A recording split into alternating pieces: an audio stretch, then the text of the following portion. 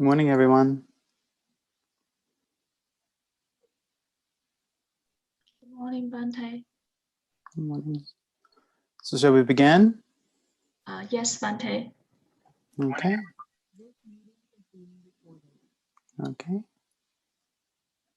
Okay, so good morning, everybody. We'll be starting our morning session with a period of meditation for about 50 minutes, and then we'll go into the morning discussion period. So let's all get into our meditation positions. I'm sure many of you have practiced meditation before, so I'll give like a minimum instructions. So it'll be mostly just quiet sitting. But for those who might not be so familiar with Buddhist forms of meditation, I'll give some very basic instructions.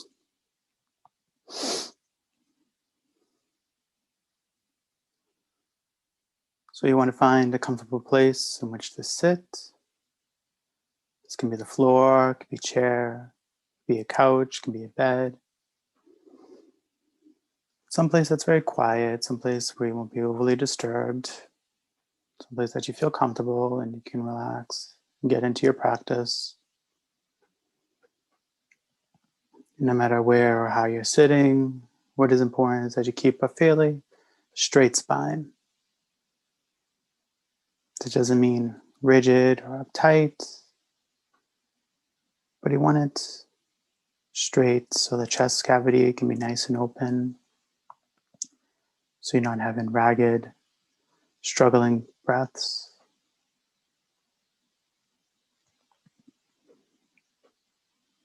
You can lean back slightly, letting your waist and your buttocks support your spine.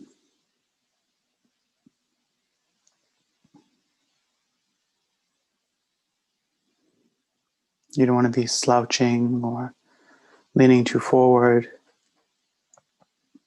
That's a lazy man's practice, a lazy person's practice. Leads to sluggishness of mind, leads to sleepiness, and leads to pain after sitting for a period of time. But an upright spine is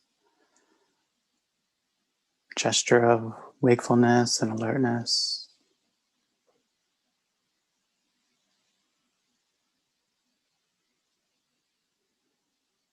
You can gently close your eyes.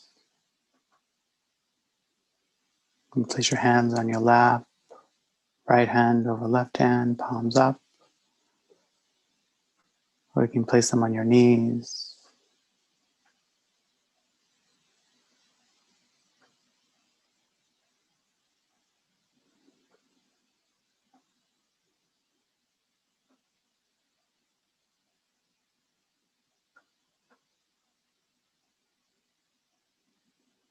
And once you've fixed the way you want to sit and where you want to keep your hands, try not to move around too much while you are sitting. If you're constantly readjusting yourself, constantly moving around while you're practicing, you won't be able to really get any form of concentration. So try to stay as still as possible. This is how we train ourselves, this is how we discipline ourselves.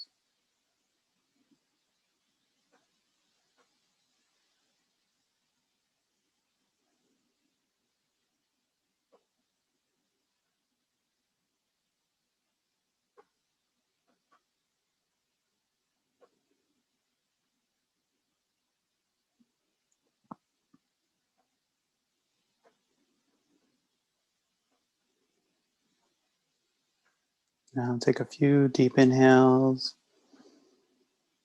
breathing in through your nostrils, filling up the lungs, and exhaling. Breathing in deeply through the nostrils, exhaling.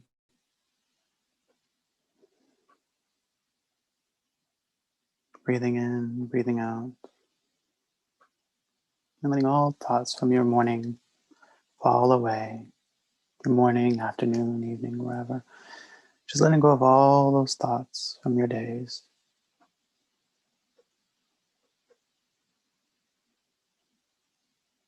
And letting them drift away.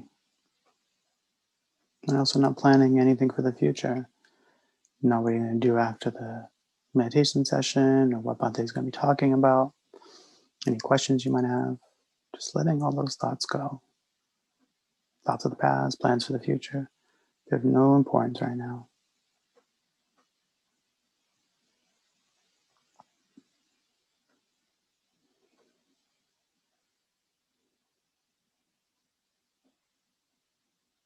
Bring your awareness to the felt sensation of the body just sitting. Feeling the weight on the cushion, your buttocks against the cushion, your hands on your lap, the knees against the floor.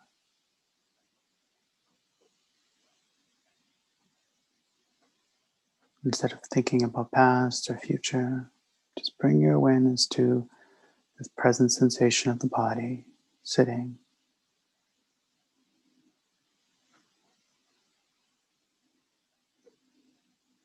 Letting the mind rest on the body sitting.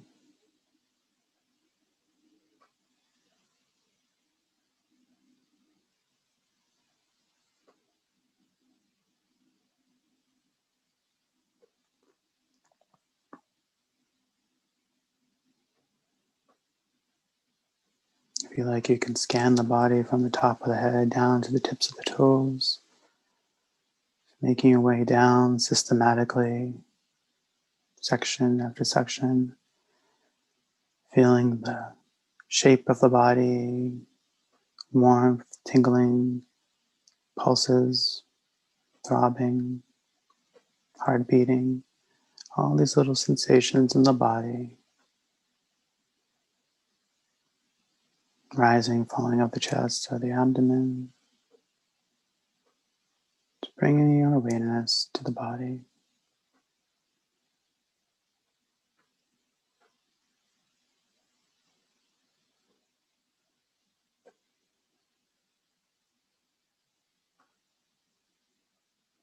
Make your way down from the top of the head to the tips of your toes. You can make your way up from the tips of your toes back to the top of the head. You can quietly remind yourself, sitting, sitting, sitting. Just reminding yourself what's going on right now.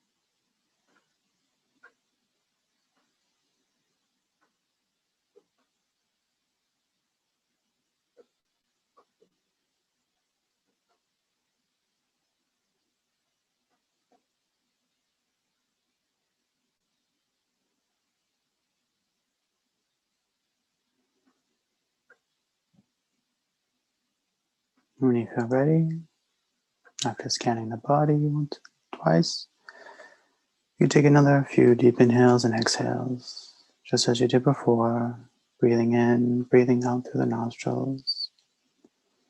You can do this 3 times or so.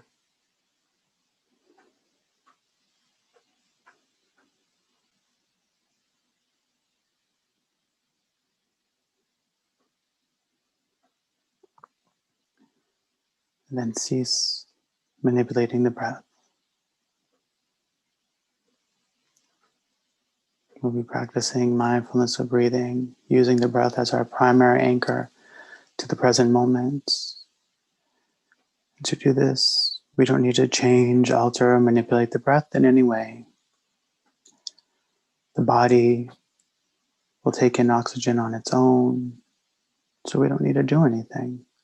All we need to do is to tap into this natural rhythm of breathing. Become aware of the natural flow of breath. So when the body needs to breathe in, it'll do it on its own.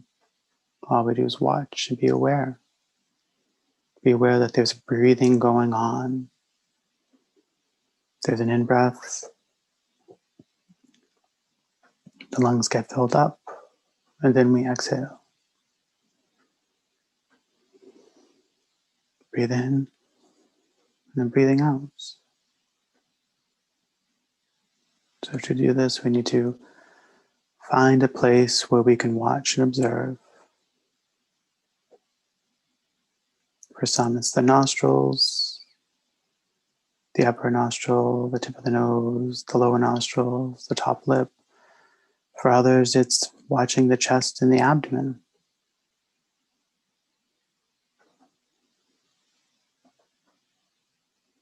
So pick one of these places and place the mind there.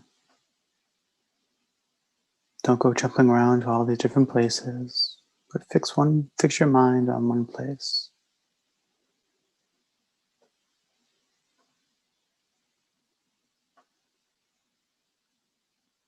The tip of the nose, the lower nostril, the top lip, chest, or abdomen. This will be your safe space. It will be your go-to place when the mind gets lost and scattered. It's a place you can come back to.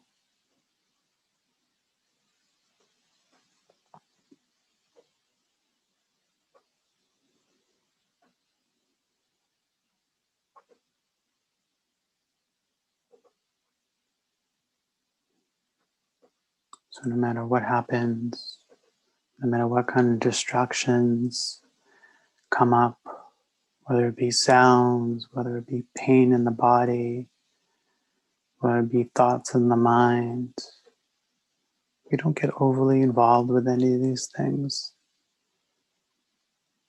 We don't add judgments, we don't add critiques or criticisms or anything like that. All we do is acknowledge, we watch, observe, acknowledge it, without being overly critical or picky about it.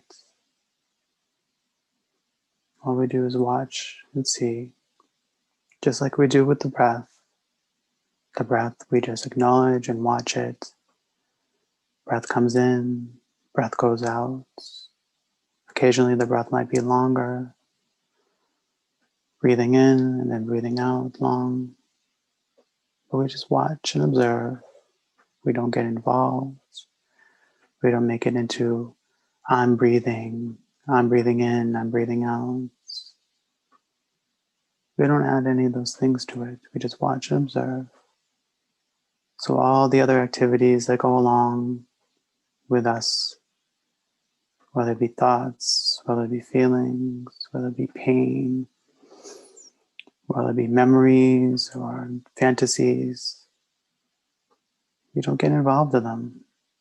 We just acknowledge that these things are going on, but the least we get involved with it, that's okay. They'll rise and they'll fall, just like the breath. We don't cling, we don't attach. They'll just go about their business.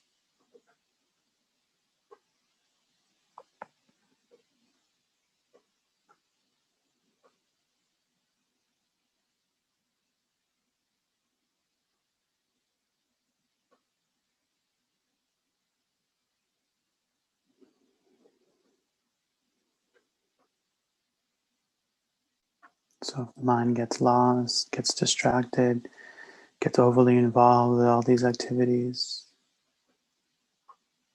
sounds, memories, pain, we just remember that we're sitting here breathing. You feel the body against the cushion, feel the feet on the floor, feel the rising, falling of the chest or the abdomen, remembering that we're breathing.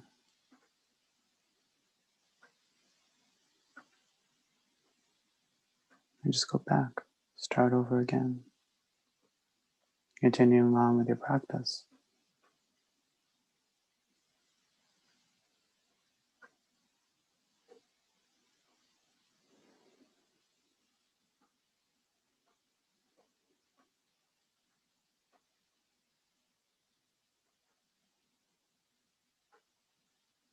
So this is how we can practice for this time being. So let's continue on with our practices.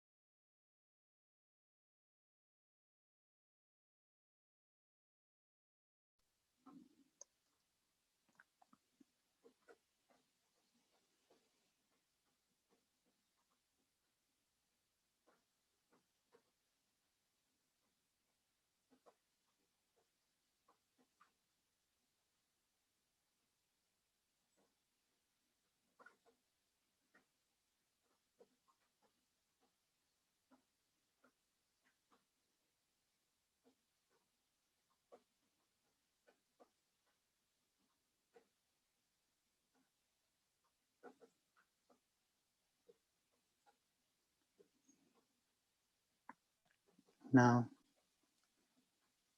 take a few moments to cultivate our thoughts of love and kindness. As Bhante has mentioned already, we can begin with ourselves, wishing ourselves all those good things, wishing ourselves to be well and safe, happy.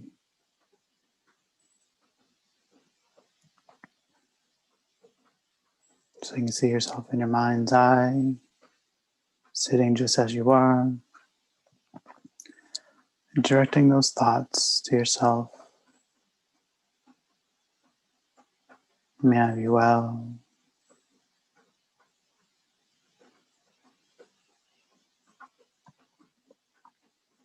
May I be happy.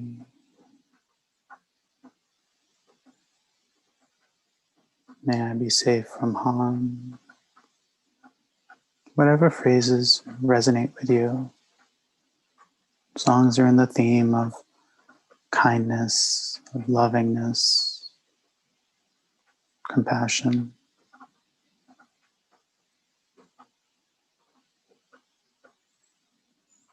So we'll begin by directing those thoughts to ourselves, building up that sense of kindness and warmth within ourselves, within our mind, and within our hearts.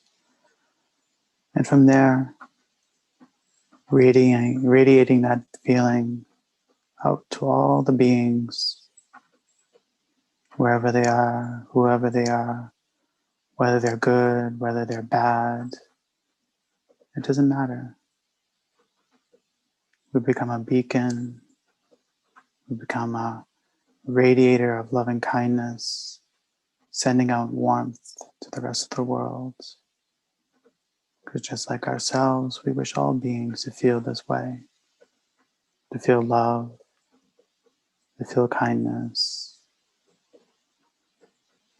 to feel that they matter. So cultivate the feeling for yourself, and then it's extended outwards from yourself, letting it beam off you.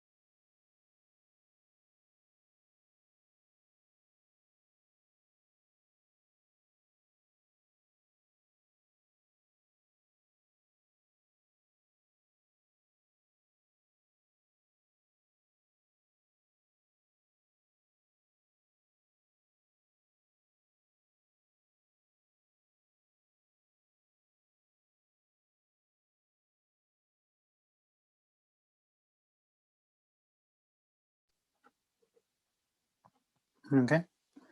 To finish up our meditation practice, we can begin slowly open up your eyes. And to finish up our practice, we can rub our palms together, getting them nice and toasty.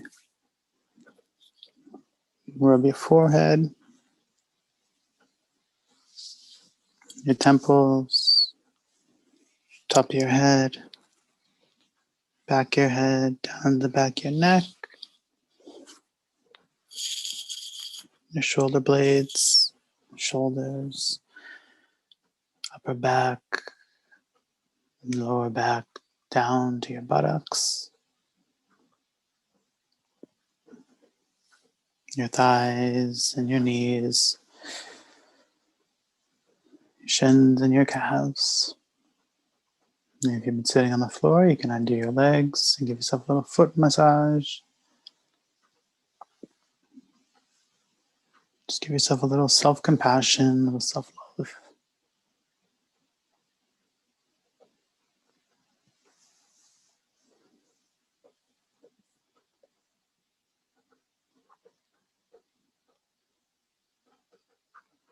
Okay, so that'll end our morning meditation session. So I'll be seeing you all in the afternoon. So enjoy the rest of your sessions. Thank you, Bante. Thank you.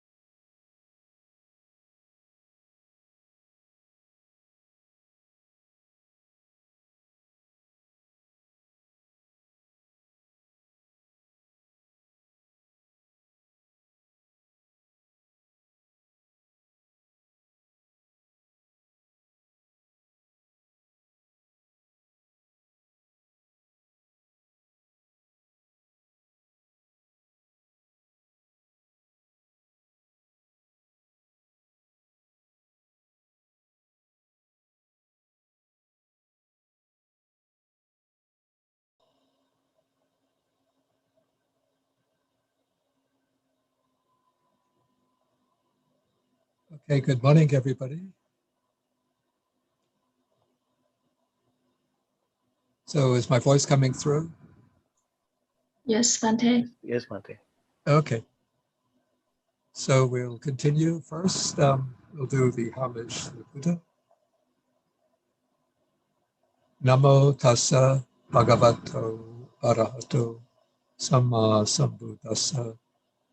Namo tassa bhagavato arahato samma sambuddhassa. Namo tassa bhagavato arahato samma sambuddhassa. Okay, so good morning, everybody. And now we're going to be continuing our study of the Dhammacakkappavattana Sutta. And we're going to be going through the sutta line by line, almost word by word, in order to study it in detail.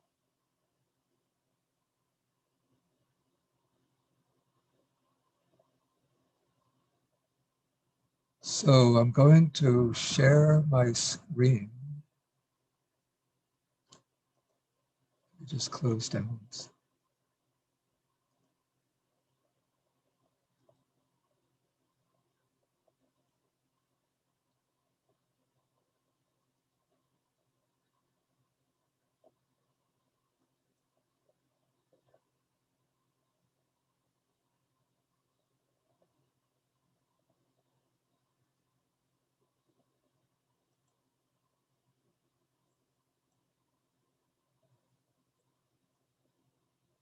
Is the screen shared?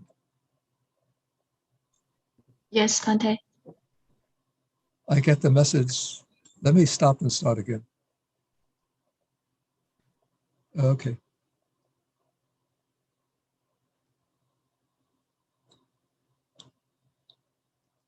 Okay, so let us start with the Dhammacakkappavattana Sutta. Okay, so we have the opening of the sutta. Usually always it begins, thus have I heard. Then it says, on one occasion, the Blessed One, the Buddha, was dwelling at Varanasi, also called Benares, in the deer park at Isipatana, and there he addressed the monks of the group of 5.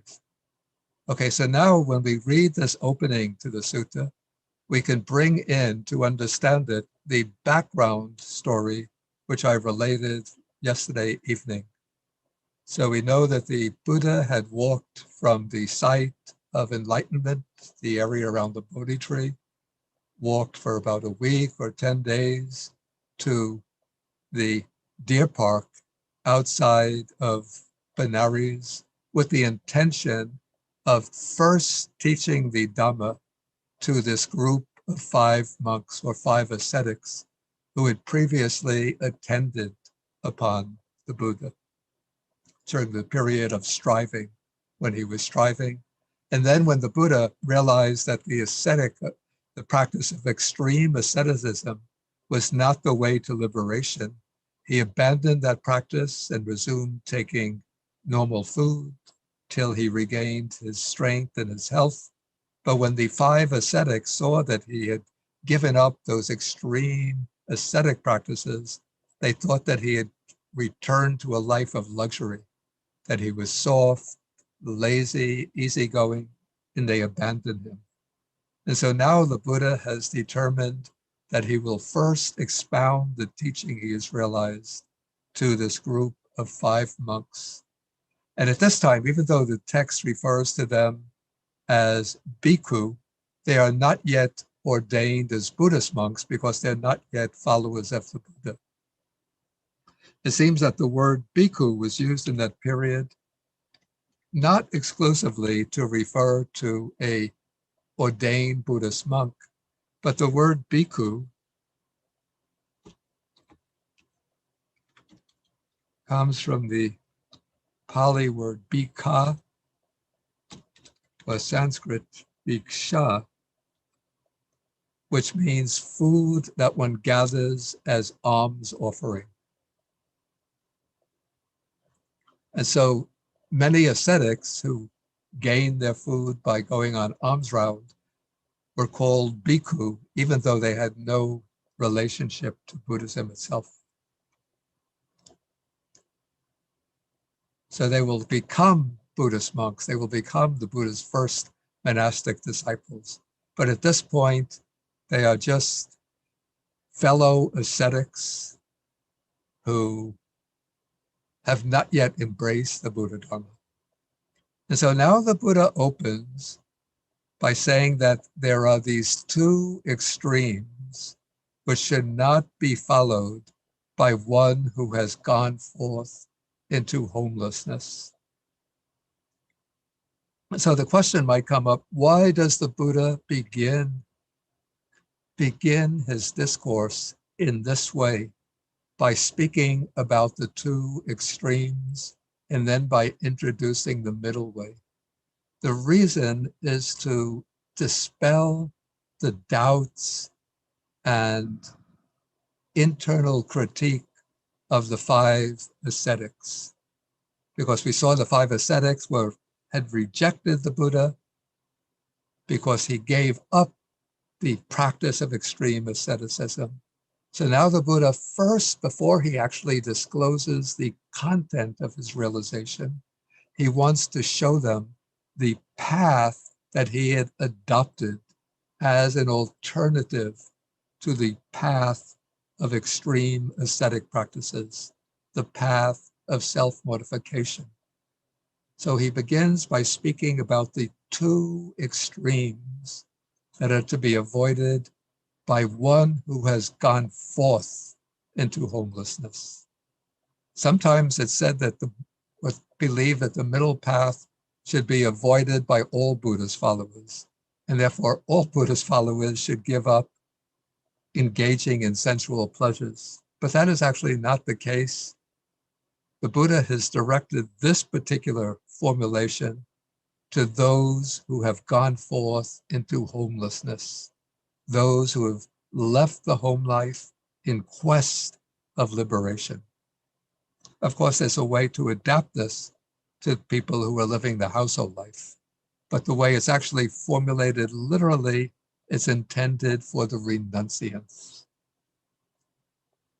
And so the first is said to be the pursuit of sensual happiness in sensual pleasures. Or we could say simply the pursuit of sensual enjoyment, the pursuit of enjoyment through objects of sensual pleasure. And so the Buddha, in many suttas, he speaks about the 5 objects of sensual pleasure. So those are the objects correlated with the 5 senses, visible forms that are agreeable, delightful, pleasurable, a basis for attachment. Sounds that can be heard through the ear that are agreeable, delightful, pleasurable, a basis for attachment. And so with odors, tastes, and tactile objects, the 5 cords or bonds of sensual pleasure. And so this pursuing enjoyment in sensual pleasures, the Buddha says,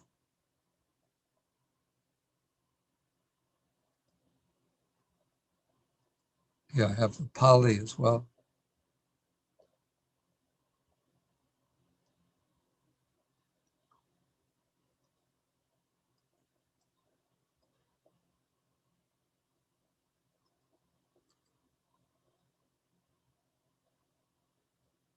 So he says that it's low or inferior. The word used here is hino. Then we translate this as vulgar, but the Pali word is gamo, which is derived from the word gama, which means village. And so what pertains to the village is described by the adjective. In Sanskrit, I think it would be gamya, but in Pali, it becomes gamo. So it's a village practice. And then it's described next as potojaniko. And this word, potojaniko, is derived from the word putujana, which is what we translate, or I translated as worldling. But the word comes from putu, which means common or ordinary, and the word jana, which means people. So putujana is an ordinary person. And so this practice of indulgence in sensual pleasure is said to be potojanika, the way of ordinary people. And ordinary people are people bound up with the world. And so we say the way of worldlings. And then this indulgence in sensual pleasure, or seeking enjoyment in sensual pleasure, is said to be anarya, which is a negation of the word arya, which the Buddha uses in the sense of spiritual nobility.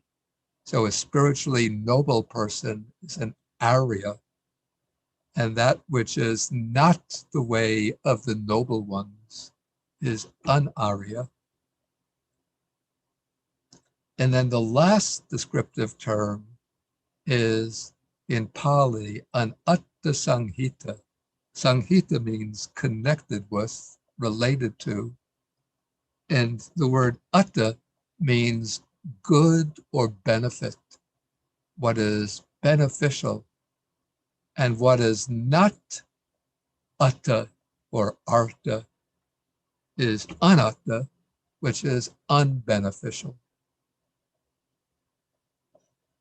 And so the Buddha describes this pursuit of enjoyment and sensual pleasures as being with 5 terms: hino, gamo, potojaniko, anaryo, anatta sanghito. And it might seem a little puzzling that the Buddha should have to tell people who have gone forth into homelessness that this is not the way of practice for one who has gone forth. But what is rather interesting in that in the Buddha's time, there was a sect of renunciants, people who had apparently left the home life. Perhaps they were wearing ochre robes or shaving their head, maybe growing long beard. But their way of practice was in fact to indulge in sensual pleasures. There's a sutta that describes them. This is in the Majjhima Nikaya, sutta number 45, where the Buddha is speaking about a way of undertaking things that is pleasant now, but leads to pain or suffering in the future. Then he speaks about a certain types of ascetics and Brahmins who hold the view that there is no harm in sensual pleasures. And then they throw themselves into the enjoyment of sensual pleasures, and they travel around with women wanderers who wear their hair tied up in a top knot, and they think to themselves, or they say, what danger is there in enjoying sensual pleasures for which we must abandon them? And they say, pleasant is the touch of this woman wanderer's tender arm. And so they throw themselves into the enjoyment of sensual pleasures. But then, the Buddha says, with the breakup of the body after death, then they are reborn into a lower state of existence, even in hell. Yeah, so in later times, I'm not sure whether this expression was used in the Buddha's time, but the sect came to be called the Charvaka sect, which we would call, maybe in present day language, we would call them hedonists. But they were a philosophical sect with their own apparently renunciant philosophers and practitioners who took the way of practice to be the enjoyment of sensual pleasures. The other extreme was much more prominent in the Buddha's time amongst the renunciants, and this is the pursuit of self-mortification. And the Pali word that's used here is attakila yoga.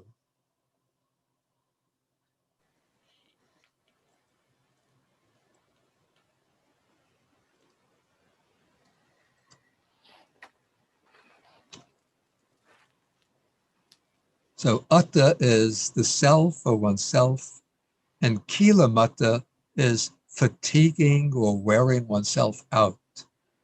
But the practice is actually better described as self-mortification.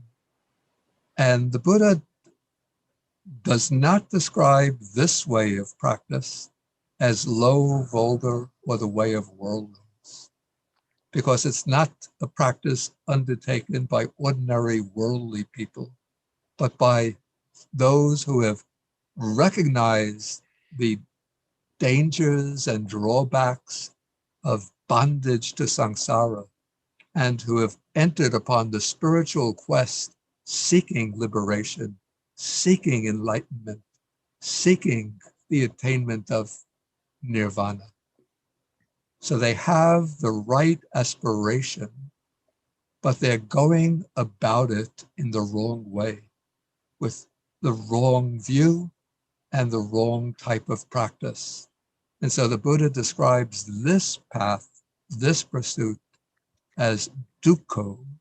It's painful, involving suffering. And also it's anaryo.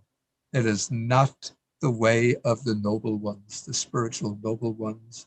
And it's anatta sanghito, unbeneficial.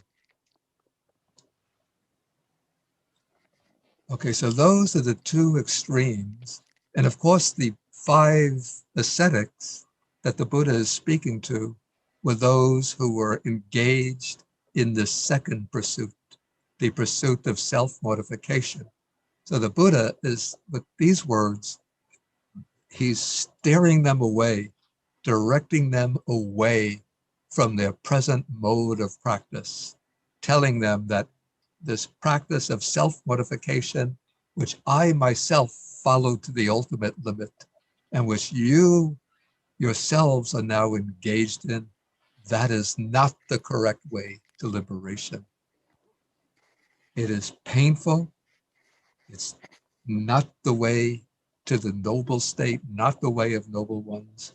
And ultimately, it's fruitless, futile, unbeneficial.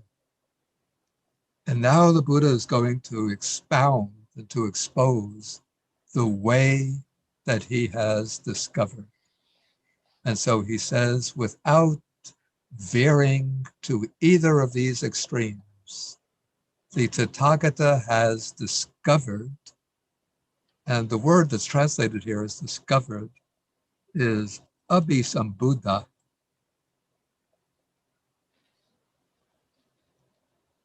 So you can see that, like, the drawbacks in translation, that we sometimes miss the nuances of certain words. So the word is abhisambuddha, so we could also say that this is the way that the Tathagata has become enlightened to, the way that he has awakened to. And so what he's discovered, avoiding these two extremes, is the Majjhima Patipada, the middle way. And that middle way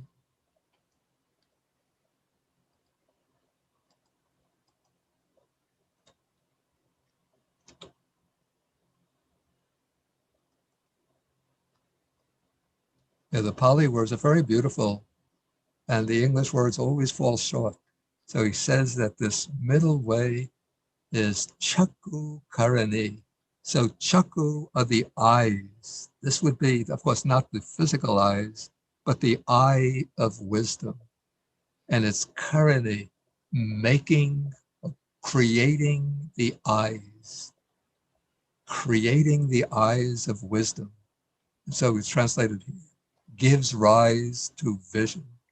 And it's Jnana Karani, which creates knowledge, which gives rise to knowledge, and which leads to Upasama, which is peace, but this is the higher peace, the perfect peace. And Abhinyaya, it leads to direct personal knowledge, Sambodhaya, to the full enlightenment, Nibbanaya, which is Nibbana. So that is the middle way, or this is the initial description of the middle way discovered by the Tathagata, by the Buddha. And now he raises the question, what is that middle way? And then for the first time, he declares that it is the Noble Eightfold Path. Then he enumerates the 8 path factors: right view, right intention, right speech, right action, right livelihood, right effort, right mindfulness, and right concentration. And so now he's showing that the way that avoids the two extremes, it's a path of spiritual practice, a path of ethical practice, of contemplative practice, that when all of these 8 factors are joined together and unified, they give rise to vision, they give rise to knowledge, and they lead to the peace, direct knowledge, enlightenment, and to Nibbana. I'm not going to explain at this point the 8 factors of the Noble Eightfold Path. We will come to the Eightfold Path later. But now what I want to emphasize here, to sort of explore, is the particular point that's being underscored by the statement of the Buddha that the path is one that gives rise to vision and gives rise to knowledge. In a way, this is the key to the Buddha's discovery, and where he broke off and departed from the paths of practice that were taken by the contemplatives that preceded him in the northern India during this period. Since we could see from the early quest of the Buddha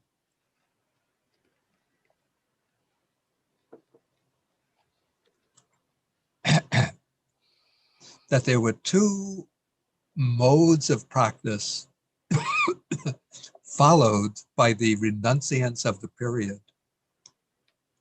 One was the mode of practice that was pursued and taught by the Buddha's first two teachers, Alara Kalama and Uddaka Ramaputta, one teaching the way to the third formless meditation, the Akincanyayatana, the base of nothingness, and the other teaching the way to the Neva-Sanyana Sanyayatana, the fourth formless meditative absorption. So those teachers and those who followed them emphasize deep samadhi as the way to liberation, perhaps thinking that in that deep samadhi, the bond or connection between the spirit and the material universe gets severed, so that with the passing away, one passes on to the state of eternal peace and bliss. We don't know anything about the philosophical teaching of these first two teachers of the Buddha, only their meditative teaching. But it's likely that those teachers held to some kind of view about a permanent Atman, or self. And the belief was that in this, and I'm reconstructing the belief on my own, not on the basis of text, that in this deep samadhi, the Atman, the permanent self, comes to manifestation. And one realizes that the Atman is one's essential identity, the eternal, permanent, infinite, boundless self. So that with the passing away, when one who realizes this stage of samadhi passes away, they become one with this eternal, imperishable self. So that is one school, a general trend of practice, emphasizing samadhi, deep samadhi. And the other school of practice emphasized, as we see in this passage, the practice of extreme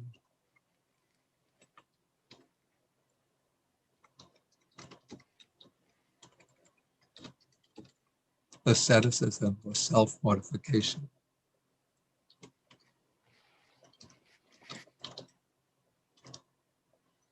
The idea that the way to liberation is by weakening the body, by afflicting the body, by inflicting pain and torment on the body, perhaps with the idea that when the body is completely tormented to the ultimate limit, the spirit or soul gets freed from its bonds, the bonds that connect it to bodily existence. But the path that's discovered by the Buddha emphasizes, we could say it's an integral path that has cognitive components. That would be right view and right thought or right intention, ethical components, moral components, right speech, right action, and right livelihood, and the meditative component involving right effort, right mindfulness, and right concentration.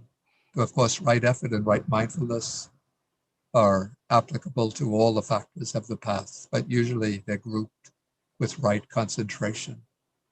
But when these 8 factors work together and function together, they give rise to vision, give rise to knowledge.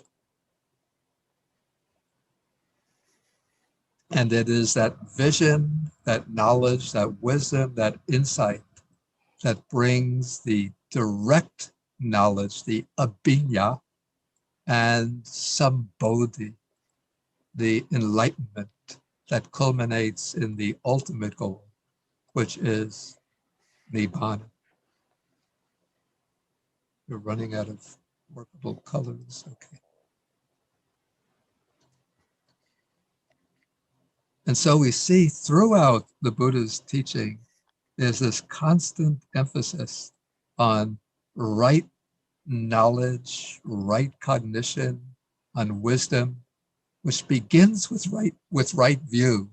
The right view at the beginning of the Noble Eightfold Path is the starting point, but the culmination of the Eightfold Path is not right concentration, not samma samadhi, but we sometimes find added at the end of the Eightfold Path.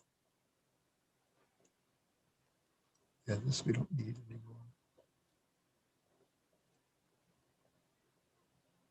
At the end of the Eightfold Path, we find 2 additional factors, which are not factors of the path itself, but the culmination of the path, which are right knowledge and right liberation.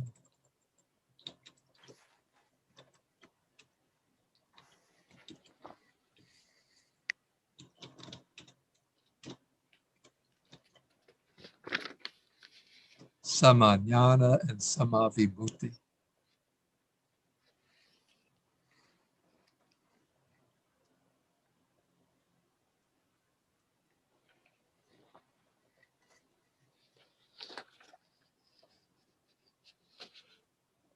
Okay, so do you see the file which has the heading, the emphasis on knowledge and vision? Yes, Bante. Do you see that? Yes, we see that. Okay. Yeah, so I wanted to go through a few other texts which show the importance, that the stress that the Buddha places on knowing and seeing things correctly and accurately as the way to liberation. And so here in this sutta, he says that the destruction of the taints or the asavas takes place for one who knows and sees. And for those who see and sees what? For one who knows and sees suffering, its origin, cessation, and the path. In other words, who sees the 4 Noble Truths.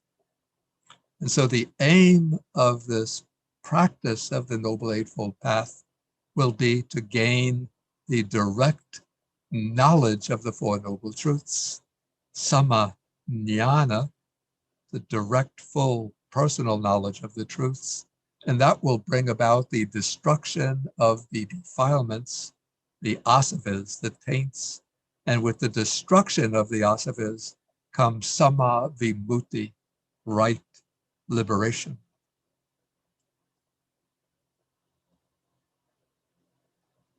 And then we find the reason why the Buddha places so much stress on right knowledge, right cognition, is because ignorance is the most fundamental condition at the root of the cycle of repeated existence.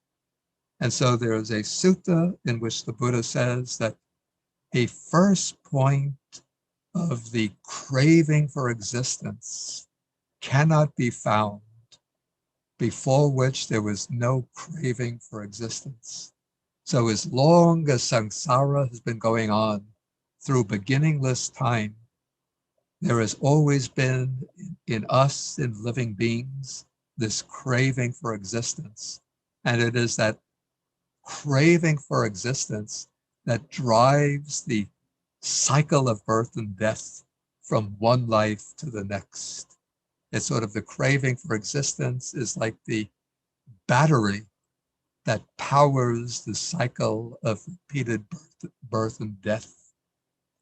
But even this craving for existence, the Buddha says, even the craving for existence has its own more fundamental condition. And what is that fundamental condition for the craving for existence? It is avidya, or ignorance. So because we do not see and understand things as they are, we have the craving for sensual pleasures, craving for pleasure, craving for position, craving for status, fame, and power. And most fundamentally, most deeply, that craving to go on existing in one form or another from life to life. And so to overcome craving, one has to overcome ignorance. And the antidote to ignorance, the remedy to ignorance, is vijja, or jnana, knowledge, right understanding, right, the wisdom that penetrates into the real nature of things. And so the Buddha teaches this Noble Eightfold Path with its 8 factors, because the 8 factors work together to give rise to vision, to give rise to knowledge, and to bring this direct knowledge and culmination of direct knowledge, sambodhi, enlightenment, and the fruit of liberation, nibbana.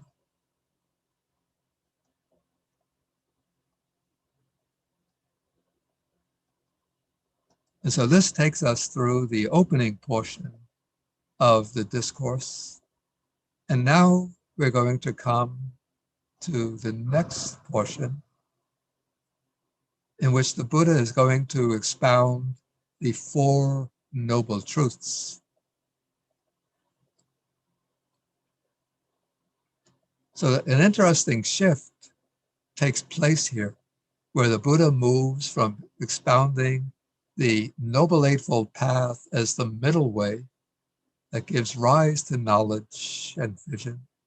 And then there's a kind of sudden shift to the 4 noble truths. And the reason for the shift is now, you could say that with this first opening passage, the Buddha has cleared away the doubts of the 5 ascetics, removed their reluctance to place trust in him. Now they understand why the Buddha can claim to be a fully enlightened one, even though he's given up the practice of self-mortification. So now they're willing to listen to the truths that the Buddha has realized. And the Buddha has compressed those truths into this formula of the 4 noble truths.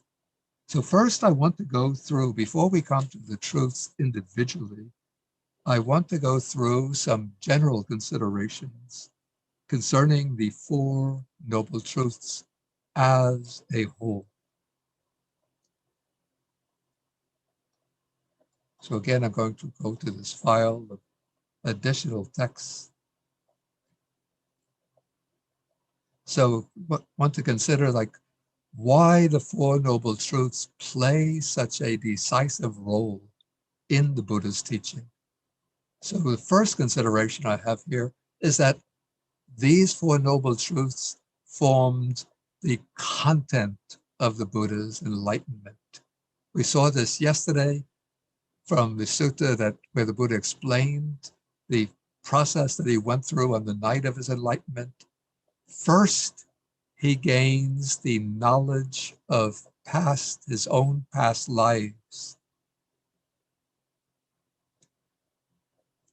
Then that takes place in the first watch of the night. And then in the middle watch of the night, he gains the knowledge of the passing away and rebirth of beings. Then in the middle watch of the night, he gains the knowledge of the Four Noble Truths. And the way I understand this, these three knowledges attained by the Buddha hang together as parts of an integral whole. Sometimes I've seen some scholars question why the Buddha puts these other two knowledges before his knowledge of the Four Noble Truths and the knowledge of liberation. They seem not to have a clear connection with each other. But the way I see it, there's a very, very clear and very powerful connection between them.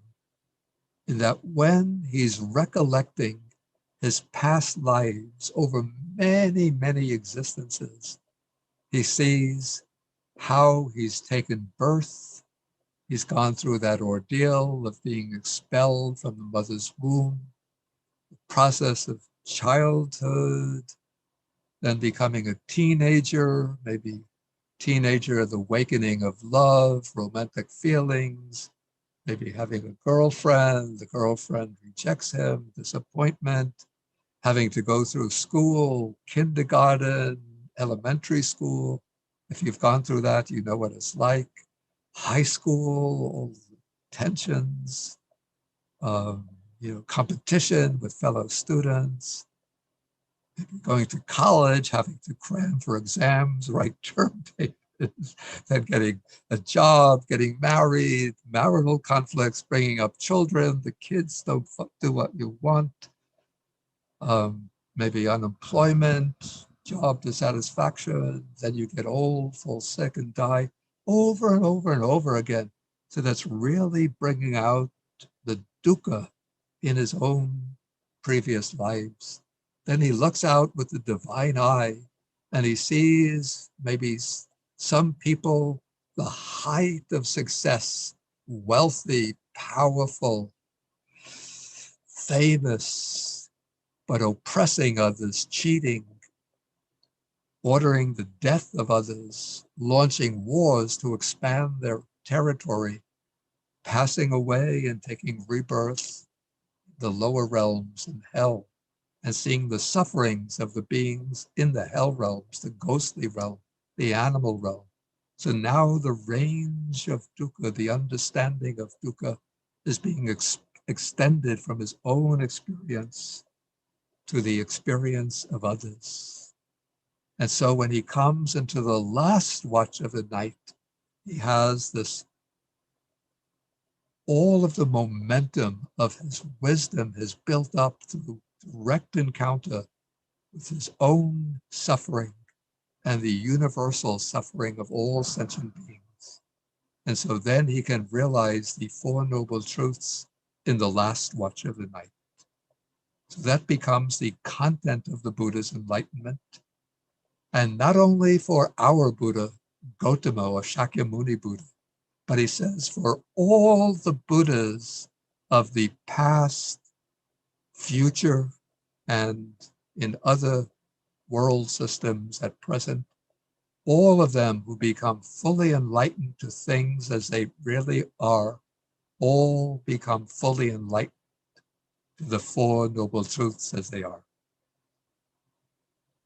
In another sutta, he says that all those who have correctly renounced the home life to go into the homeless life of being summoners, ascetics, world renouncers, do so in order to realize the Four Noble Truths as they are.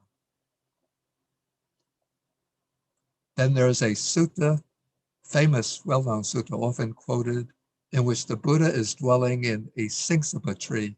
The Singsapa is a kind of tree that grows in, I guess, in northern India.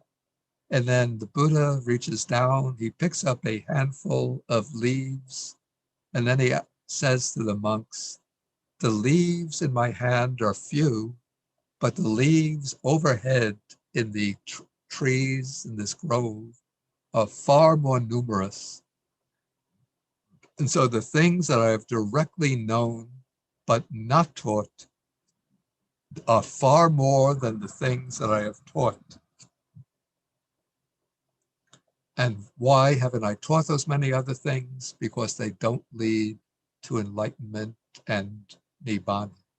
But the things that I have taught, they are few. And what are those few things that I have taught? They are the Four Noble Truths. And why have I taught them? Because this is what leads to enlightenment and nibbana.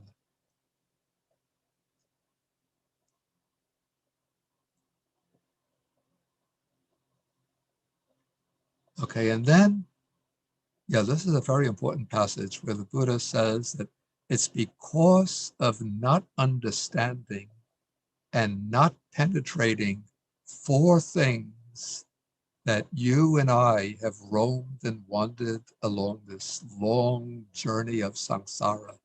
And what are those four things that we have not understood and penetrated? They are the Four Noble Truths. But now, he says, now I have understood and penetrated the Four Noble Truths. And so I've cut off the craving for existence, destroyed the bond that binds me to the cycle of repeated existence. And so now there is no more punabhava, no more renewed existence. Okay, it's 10:15 now. And so I think we can take a little break according to the schedule. Yeah, we should have a break from 10:15 to 10:30. And so please then join us and come back again online, be in your seat at 10:30, and we will resume our study of the Dhammacakkappavattana Sutta.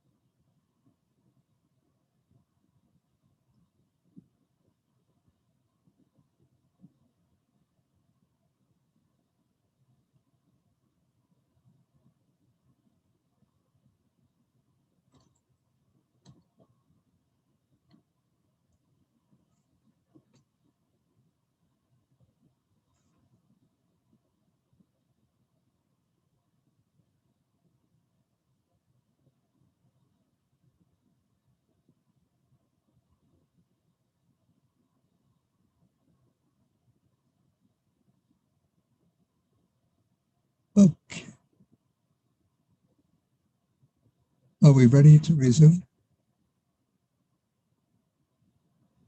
Yes, Bhante. And make sure the recorder is going. It's recording. It is recording. Yes, Bhante. And the screen is still shared? Yes, Bhante. Okay. So then we just continue straight off where I left off. Yes, Bhante. Yeah, that sounds good.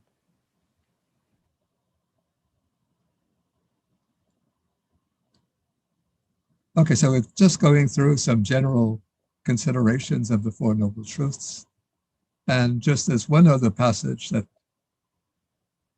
I just want to mention, and this is a statement that is made by the Venerable Sariputta, by the Buddha's chief disciple, where he says that just as the footprint of any living being that walks can be placed within the footprint of the elephant, and the elephant's footprint is said to be the chief because of its size, so all good teachings can be included in the Four Noble Truths.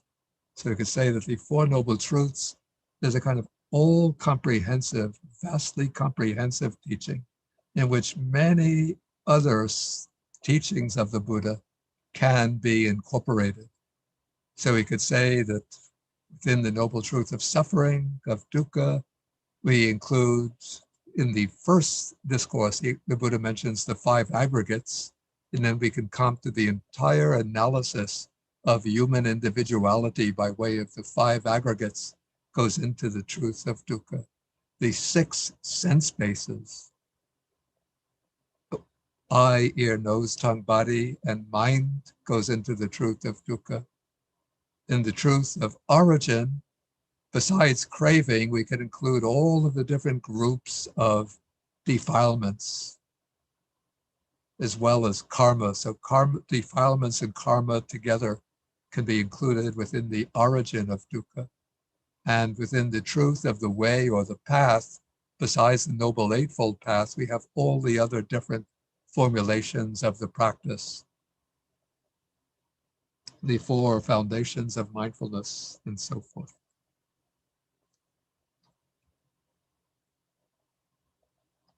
Okay, now I want to bring up the question why these four truths are called noble truths.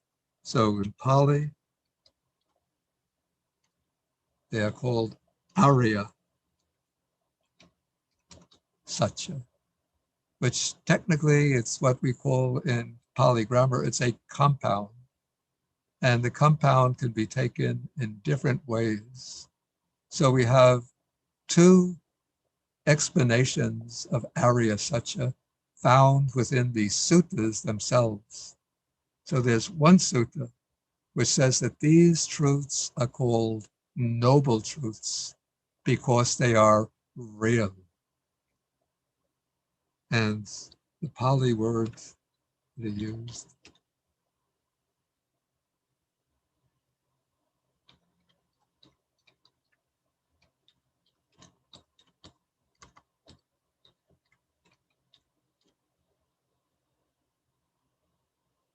that they are tattani, or tatta. Word tatta is used when pointing something out to say that's the way it is. So these four truths are, the English word real is not fully adequate, but we say these four truths are really the way things are. And then we have a double negation here, avitatani. They are not contrary to the way things are. They're not devoid of reality. Here it's translated not so satisfactorily as free of error, but the meaning implies that these four truths don't go contrary to the nature of things, but they're in accord with the nature of things. And they're unanyatani. They're not other than the truth, not other than the real nature of things. And so to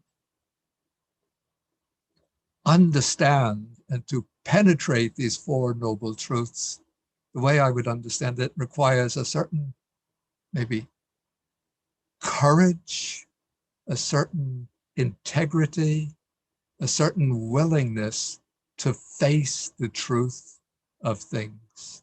And usually the mind is so disposed as to run away from the truth, to conceal the truth, to blot out the truth. Now, we could see this maybe with, take a contemporary, very real present day example of this is the spread of the coronavirus. And so there are large groups of people who have tried to, refuse to recognize the severity, even the reality of the coronavirus, who believe that this report about the coronavirus is something that's being spread by liberal politicians in order, back in the previous administration here in the US, because they wanted to undermine Donald Trump as president. And so they launched this false, deceptive report about a coronavirus spreading around as a kind of political tool for gaining power. And so there, believe it or not, people in other countries might find this hard to believe, but I read an account of somebody who was on his deathbed, dying from the coronavirus, but refused to believe that he had the coronavirus. He thought that he had some other illness because he wouldn't accept the reality of the coronavirus. So this is just one example of how we refuse to look at things truly, accurately, correctly, or even the way we use the euphemisms in our everyday life. So when somebody dies, he's passed on or passed away. If somebody is very old, we say that he's a mature man, very mature man.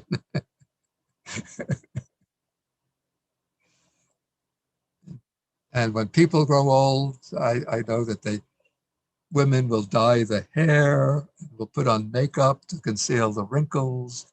Men also nowadays dye the hair and use makeup to conceal the wrinkles, or they'll take certain synthetic substances to increase their strength and vigor.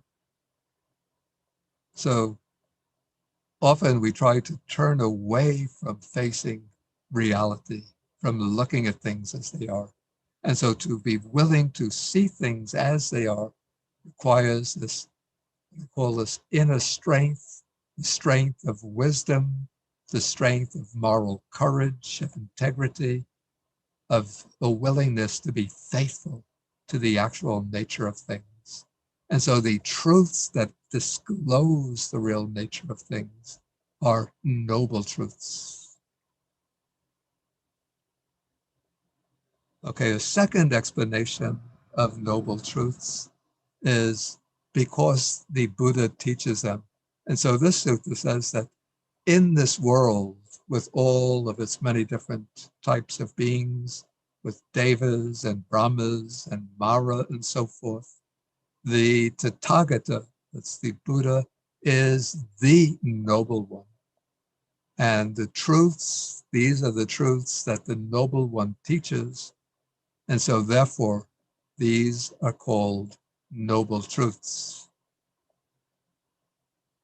And then another explanation, which is based on the Visuddhimagga, is that these four noble truths, that it is the realization of these four truths that turns one into a noble one.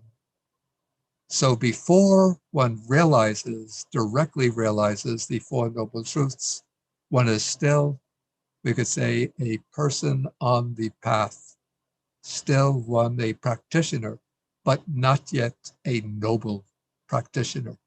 But it is when one penetrates the Four Noble Truths that one becomes transformed from a putujana, a ordinary person, a common person, into a noble one, even of the first level, the level which is called in Pali the Sotapanna.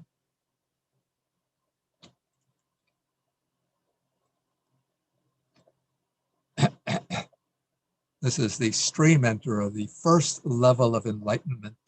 And what marks the passage from the stage of the ordinary person to the level of the stream enterer, Sotapanna, is the realization of the Four Noble Truths.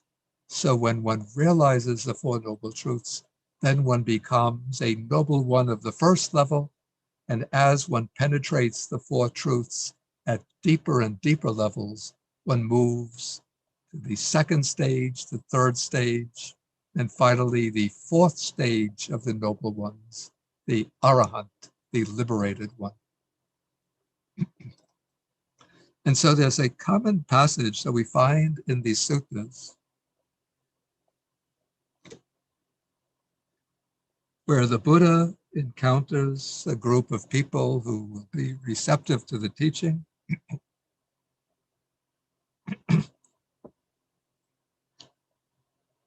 And he'll begin he gives what is called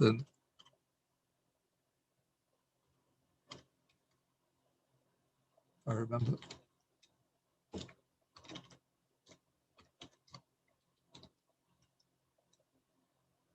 In Anupupika Dhammadesana, this is a sequential or a gradual exposition of the Dhamma. So first, the Buddha has to sort of soften up the minds of his listeners and make them amenable to the teaching, make them open to the teaching. So the Buddha will begin by teaching about the benefits of generosity, the practice of giving, because people could readily recognize the blessings of generosity. Then he'll go on to speak about sila, about observing the guidelines, the precepts of ethical behavior, not killing, not stealing, not sexual misconduct, and so on. And again, people will readily respond to these ethical teachings. Then the Buddha will explain to some extent the workings of the law of karma, how different courses of action lead to rebirth into different realms, and the practice of good conduct leads to rebirth in the heavenly realms. And so now people are becoming even more interested because they're concerned about their future existence. But then the Buddha will go on to explain, to speak about the drawback in sensual pleasures and the benefits of renunciation, so that people will now start to appreciate the need even to give up the pleasures, the worldly pleasures, even the pleasures of the heavenly realms, and to set out in a quest for truth, for realization, for liberation. And then when the Buddha knows that the mind of the people that he's speaking to have become open, amenable, malleable, flexible, freed of the hindrances, without obstructions, then the Buddha will teach what is called the exalted Dhammadesana, the exalted teaching of the enlightened ones. Dukkha, its origin, its cessation, and the path. And when the Buddha teaches the Four Truths in that way, then at least some of the people in the audience will gain the Dhamma eye, the Dhammacakku, by which they can see the Four Noble Truths for themselves. They penetrate the truth of the Dhamma, and then they become Dita Dhamma Nyata Dhamma, Vidita Dhamma. Those who have seen the Dhamma, known the Dhamma, understood and penetrated the Dhamma, and become freed, become independent in the teaching of the Master, which means that they are at the level of stream enterer, where they now have absorbed the truth of the teaching into themselves and become noble ones, at least of the first level.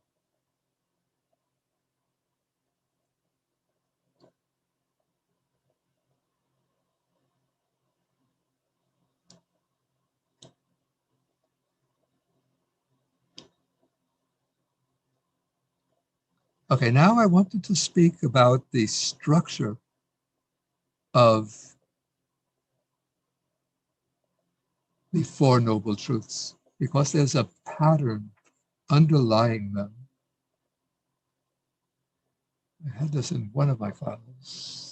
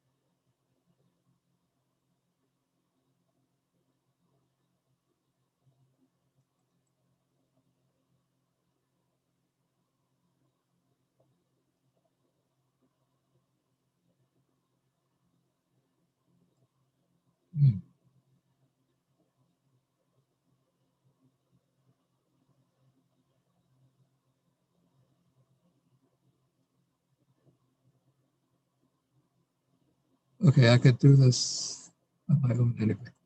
Okay, this is the pattern. There's a pattern to these Four Noble Truths, why they're arranged in the particular order in which they're set out. So we have first, if we look at the Four Noble Truths themselves, we have two truths deal with samsara. So two truths are, say, the truths of the samsaric process. So this is the truth of dukkha, or suffering, the nature of conditioned existence. And then the truth of the origin, which is the cause of dukkha.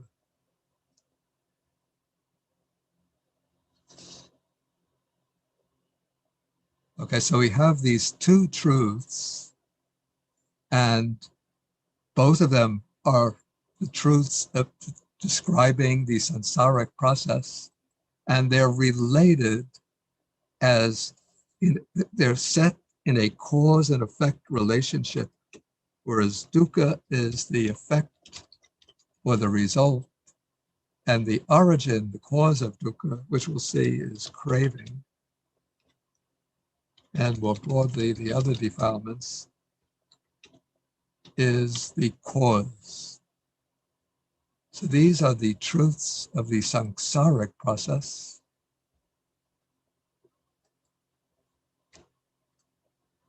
And the other two truths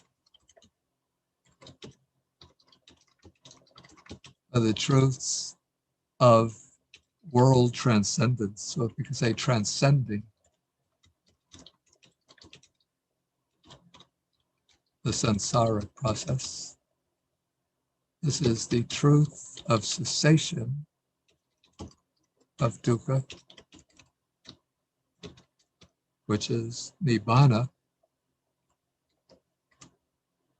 and the truth of the way to cessation, which is the truth of the path. the Noble Eightfold Path.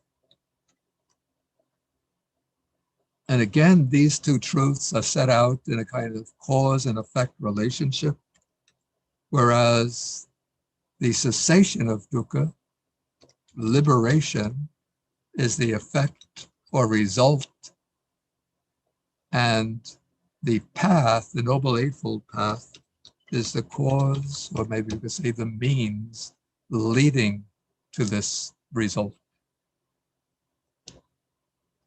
So we have, of the four truths, two truths relating to the samsaric process, two truths, world transcending or liberating truths, and both of them involved in a, within the two pairs, there's a cause and effect relationship.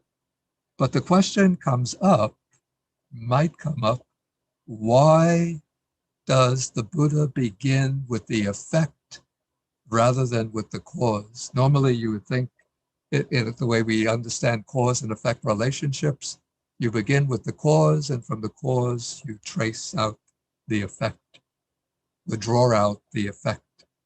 Well, I think the reason why the Buddha begins with the cause, begins with the effect, with dukkha, is a pragmatic reason, because he wants to alert us to the reality of our existential situation. Usually we go about our life, we could say, with rose-colored glasses, always trying to find the bright and beautiful and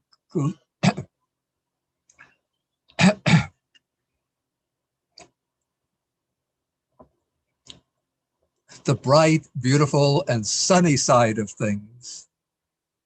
And of course, we should take recognition of the bright and beautiful aspects of our lives, but we try to blind ourselves, to shield ourselves from recognizing the dark, dangerous, and disagreeable aspects of our lives. And so in order to push us onto the path leading to liberation, the Buddha first has to accentuate, to highlight, to underscore this truth, this fact, this reality of dukkha, the unsatisfactory nature of our conditioned existence, the dangers that perpetually lurk underfoot as we're moving through the cycle of birth and death. And then once he alerts us to dukkha, the truth of suffering, then he can move us into the rest of his teaching. And maybe this strategic aspect or pedagogical aspect of the Buddha's teaching is well illustrated in a simile that we find in the Lotus Sutra, the Chinese Mahayana Sutra, where the Buddha compares our ordinary situation to that of children in a house that has caught fire. This is the parable of the burning house. And so the sentient beings like ourselves, we are the children, and we are in the house playing with our toys. Maybe we have little games, electronic games, and we're playing, and this one is winning, that one is winning. Maybe we're playing Monopoly or ping pong or chess or whatever other games there are that children play. Maybe playing with dolls or electronic ball games, whatever we're playing, our games. And the house is caught fire. The flames are rising up, engulfing the house. But we just go on playing. Ah, you're winning. No, I've scored a few points. I'm winning. Let me do this, let me do that, so I could be winning. So we're completely engrossed in these games, oblivious to the flames, which are surging through the house. And then there's the father is outside the house, and he wants to get his children to come outside So the first thing he has to do is to alert the children to the fact that the house is on fire. So maybe he has to go inside and sound the fire alarm so the children know that the house is on fire. Then they'll start wondering, how do we get out of the house? And then they will seek to go down the staircase and to get out the exit. Or maybe if I could bring a very recent and rather tragic example, our ordinary situation can be like the people in that condo in Miami, Florida, Miami Beach, Florida. It's called Surfside, who about a week ago had gone to bed and was sleeping peacefully in their beds. It was at 1:30 at night. And then because there were defects in the support for that part of the condo, in the grounding of the condo, the water seeping in and corroding and corrupting the foundation. Eventually, at that point at night, the condo collapses and something like 150 people lose their lives. And so we are ordinarily like the people sleeping peacefully in our rooms while the condo of our day-to-day life is disintegrating with cracks and points of weakness about to collapse.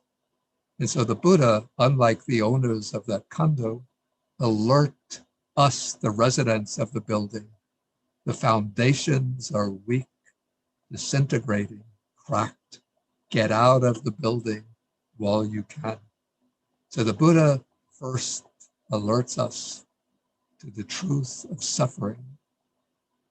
Then, in order to show us how to be liberated, he has to bring forth the cause of dukkha, show us the origin of dukkha. But then when we see the cause of dukkha, the second noble truth, then the question arises, is it ever possible to get free from craving and to be released from suffering? Because there are some, maybe some like pessimistic philosophers, who will say, yes, life is suffering, and we suffer because of maybe this is like Sigmund Freud, because we're in the grip of the lust and passions. Freud, I think, called it the pleasure principle. We're bound by our nature, we're in the grip of the id, the drive to maximize pleasure at all costs. And for Freud and other pessimists like that, there's no way to get free from that situation. That is human destiny. It's written into the very nature of our life. But the Buddha points out with the third noble truth that it is possible to overcome, to eliminate the cause of dukkha and to gain complete liberation from dukkha, to realize dukkha nirodha, the cessation of dukkha. So here he declares with the third noble truth that liberation is possible. There's an open field far from the burning house where it's safe and cool and there are refreshments available.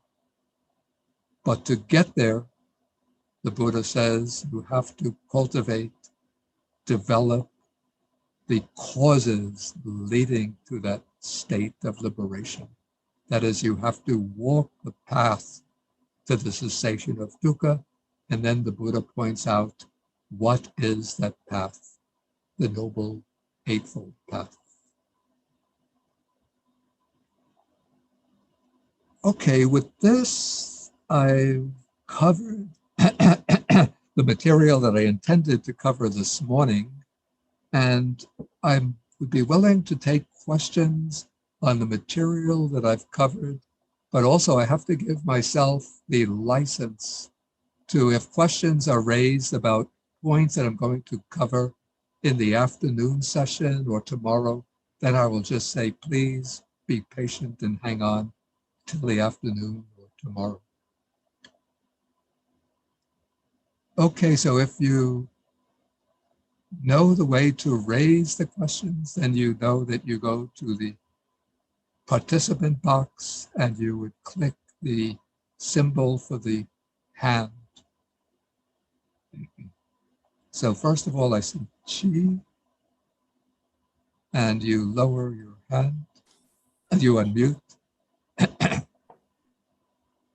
Bante, can you talk more about the three types of eyes that you mentioned yesterday and today?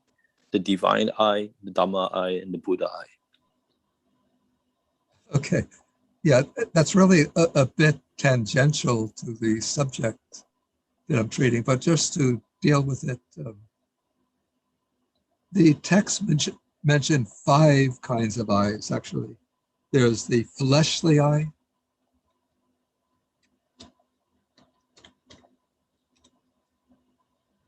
which is our ordinary vision. That's the kind of eye that we're familiar with. Then there is the divine eye, Dhammacakkappavattana, which is a capacity developed through deep samadhi by which one can see other realms of existence that cannot be perceived with the fleshly eye. And with the divine eye, one can also see the workings of karma, by which one could see how beings pass from one realm to another realm, from one life to another life, in accordance with their karma. Okay, the third eye is called the Dhammacakkappavattana, and also I think sometimes it's called the Panyacakku. And this is the Dhamma eye, or the eye of wisdom. So this is the eye, it's not a supernatural eye, but it's an eye through which one could see into the truth of the Dhamma, the eye with which one penetrates and realizes the 4 noble truths, dependent origination, and all of the other principles of the Dhamma. The fourth eye is the Buddha Chakku, the Buddha eye. So this is an eye special to the Buddha, by which, or at least in the fullest measure, it's special to the Buddha, by which he can see into the minds of sentient beings and see the stages in the maturity of their faculties, see their inclinations, dispositions, interests, aptitudes, hindrances, obstacles, their hidden strengths, and so forth. So the Buddha used the Buddha eye when he was looking out upon the world in order to look into the dispositions, aptitudes, and faculties of sentient beings in order to realize that some were capable of realization. And then the fourth eye mentioned in the commentaries is the Dhammacakkappavattana, which means the universal eye. And this is equated with the Buddha's knowledge of omniscience, which doesn't mean that the Buddha knows everything all the time simultaneously, but it means that when the Buddha directs his mind to anything in order to know it and to understand it, the thing that he wants to know will come within his field of knowledge. So it's sometimes called the unobstructed knowledge, that there are no obstacles to the movement of the Buddha's knowledge, but not that the Buddha is omniscient in the sense of knowing everything simultaneously. Okay, next is Andrew. Thank you, Bante. You mentioned craving for existence. Yeah. What is the relation between craving for existence and Tanha Bhava? Craving for existence is just a translation of Bhava Tanha. Okay. Yeah, it's just the same thing. It's just one is English, one is Pali. That's all. Thank you very much. Okay. And V, is that Vinyu?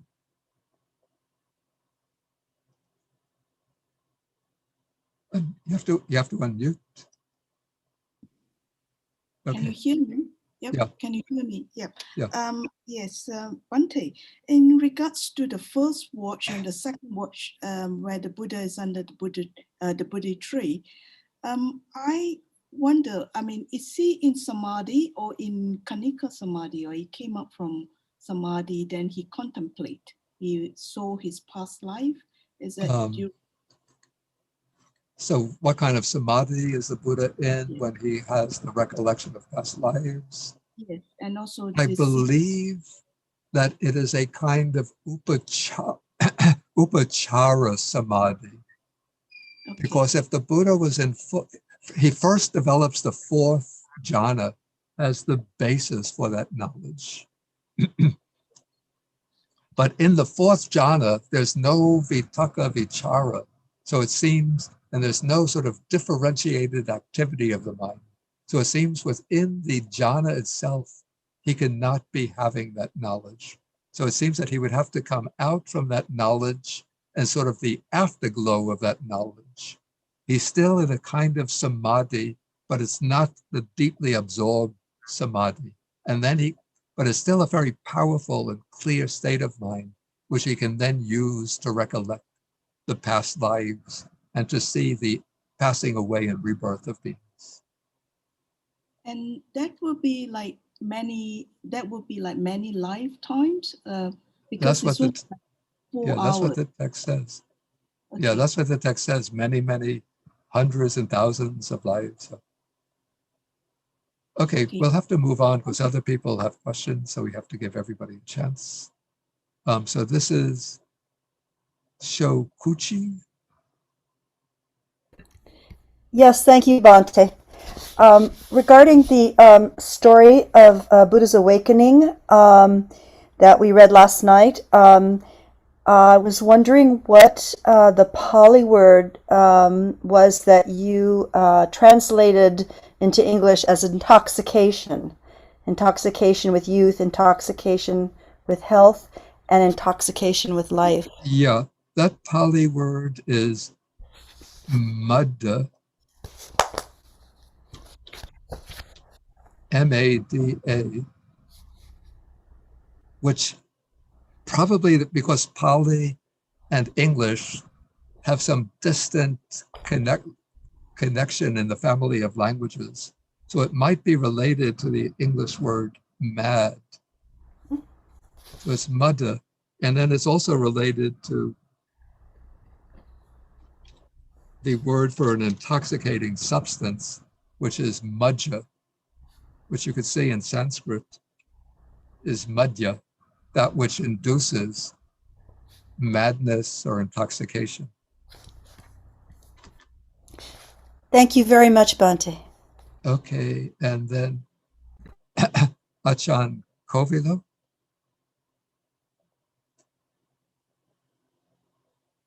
And you unmute. Thank you, Bhante. Yeah, I just read a very confusing description of the grammar of dukkha. Your voice is very low. Maybe if you move closer to the mic. Yeah, let me try that. Sorry. Is this any better? Okay, that sounded better. Yeah. Okay. Yeah, I just read a very confusing description of the grammar of dukkhaṃ, arya saccam, dukkha samudayam, arya saccam, regarding whether they are adjectives versus nouns and talking about their Yeah, gender. the voice is coming very, very low. Okay, maybe you could come back to me. I'll try to fix this. Sorry about that. Let me increase my volume. Okay, try again. Yeah, just wondering about the grammar around dukkhaṃ, arya saccam, dukkha samudayam, arya saccam. I just read a description that was quite hard to understand, whether they are nominative or accusative, and you translate. Maybe we could discuss that afterwards, Okay. because we should keep the class not on the points of Pali grammar, but on the material itself. So the grammar it's not important for understanding the meaning. No. Okay, thank you, Bhante. I mean, it might be, but at this point, at this level, it's not so necessary. Perfect, thank you, Bhante. Okay, Chua Annie.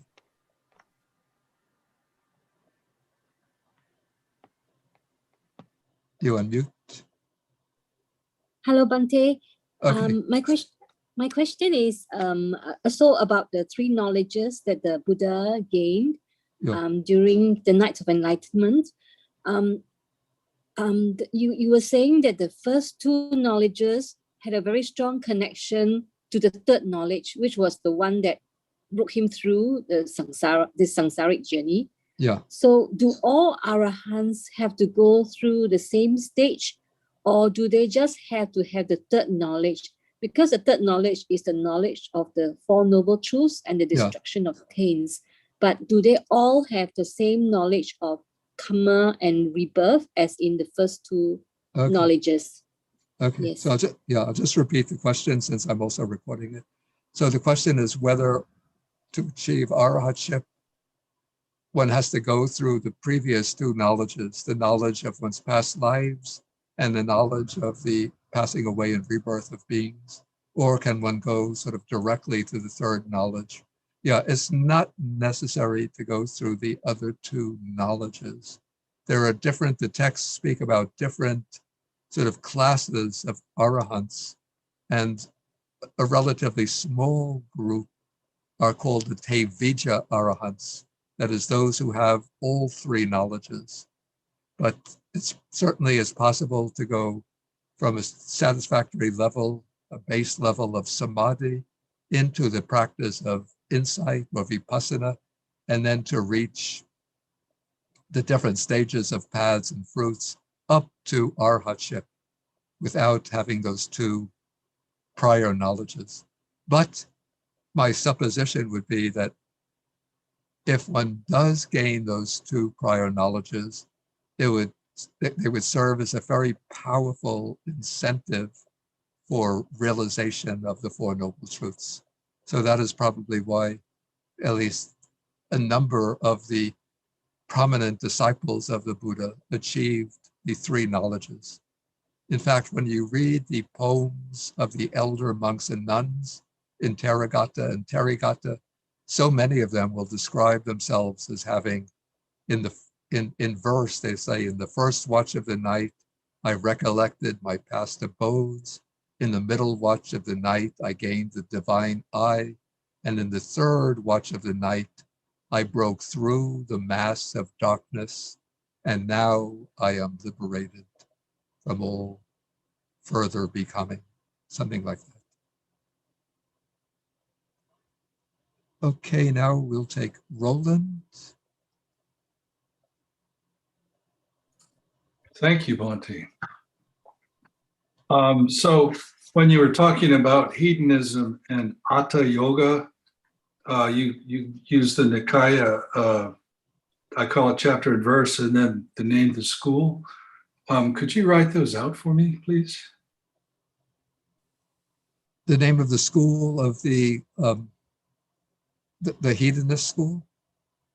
And the Hatha Yoga, the other two paths, and where we might find that in the writings.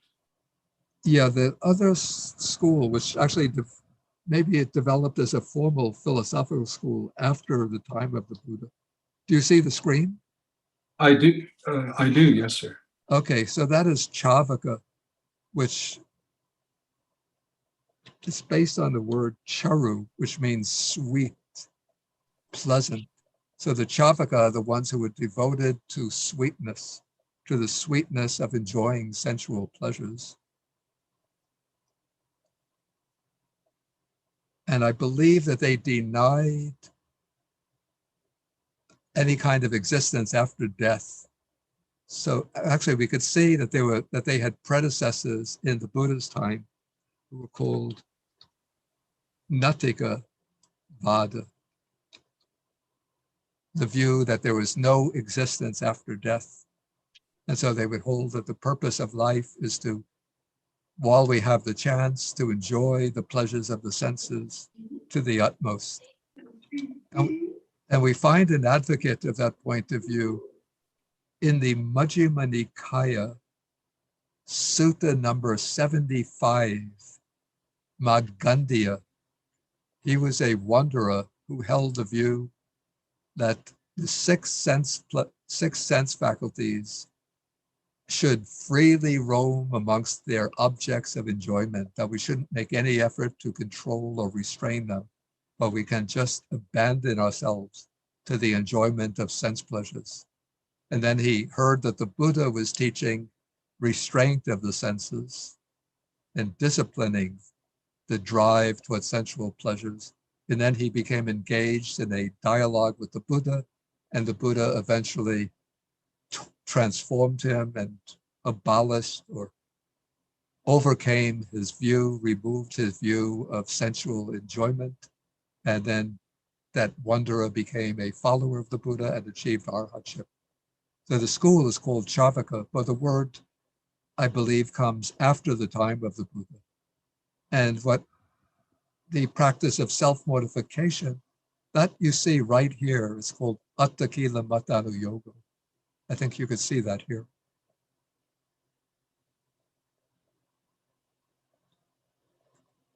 And the term is mentioned in the Dhammacakkappavattana Sutta, but the actual practices that constituted self-mortification, as the Buddha practiced them, you find them mentioned in Majjhima Nikaya Sutta number 12 and Majjhima Nikaya Sutta number 36, amongst other places. Okay, let us move on with the questions. Janlong.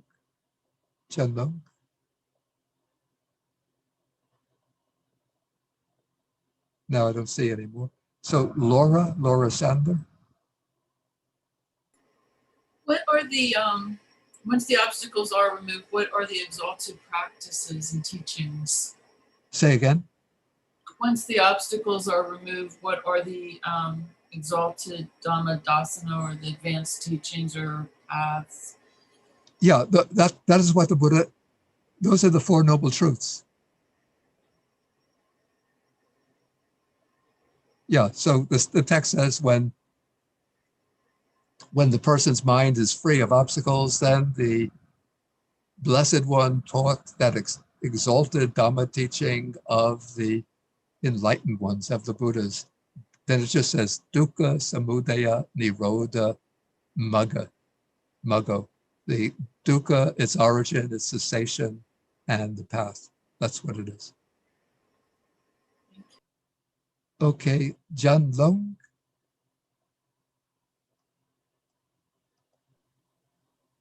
Yeah, thank you so much, Pandey. Somebody already mentioned the Bhava Tangha. I remember there's three kinds of Tangha. Yeah. What does the Abhava Tangha with the dukkha? So what's the relationship with the dukkha? Thank you. We're going to be coming to Tanha tomorrow. So I'm going to deal with it at greater length tomorrow. So we just have to be patient.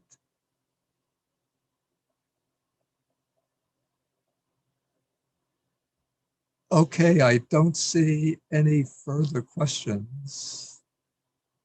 And so it's 11:19 and we are due to end at 11:20. So we'll end the session now. We could end the session with 3 bows to the Buddha. 1, 2, 3. And then